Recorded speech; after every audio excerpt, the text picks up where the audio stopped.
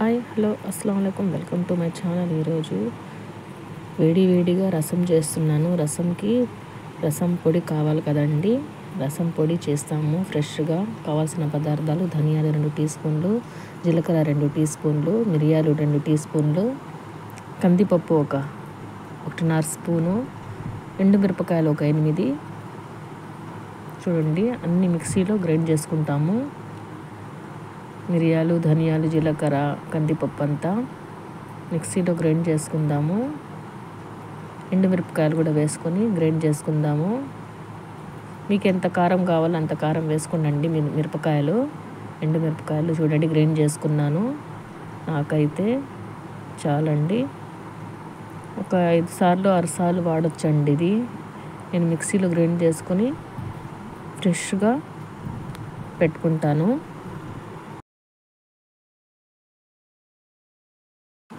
వెల్లుల్లి మాత్రం వేయనండి. నేను మిక్సీలో పొడి మాత్రమే చేసుకొని వెల్లుల్లి మాత్రం లాస్ట్లో రసం చేసేటప్పుడే నేను వెల్లుల్లి వేసుకుంటాను.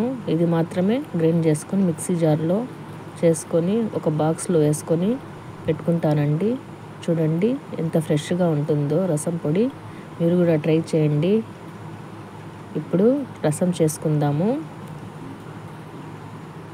ఒక బాక్స్లో పెట్టేసి ఫ్రిడ్జ్లో పెట్టుకుంటే ఫ్రెష్గా తీసుకొచ్చండి. చూడండి, రసం చేసుకుందాము. ఇప్పుడు రసంకి ఏమేమి కావాలో చూద్దాము. చింతపండు కొద్దిగా వేసుకున్నానండి తగినంత, ఆవాలు, ఉద్దిపప్పు, ఇంగువ కొద్దిగా, టమోటాలు 3.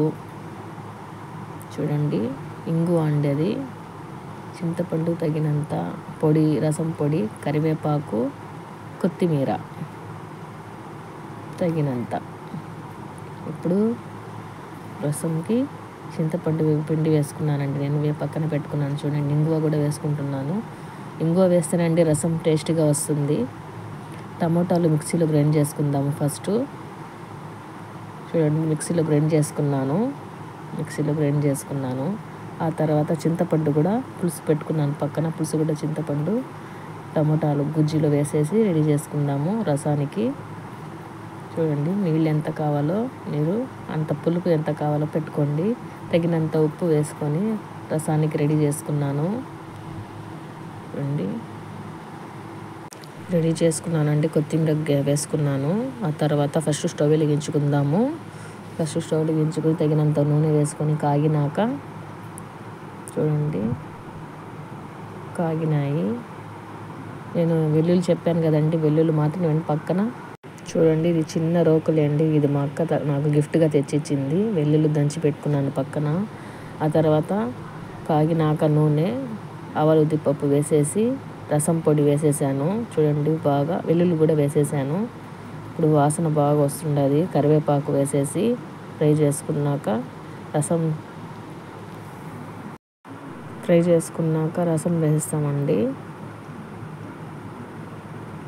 చూడండి, రెడీ అయిపోయినాయి. రసానికి మురుగు వచ్చే వరకు పెట్టేస్తామండి రసము.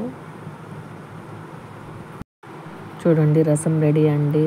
వేడిగా సూపర్గా ఉందండి వాసన. మీరు ట్రై చేయండి. చూడండి, బురుగు వచ్చేసింది. రెడీ అయిపోయింది రసము. సూపర్గా ఉంది వాసన.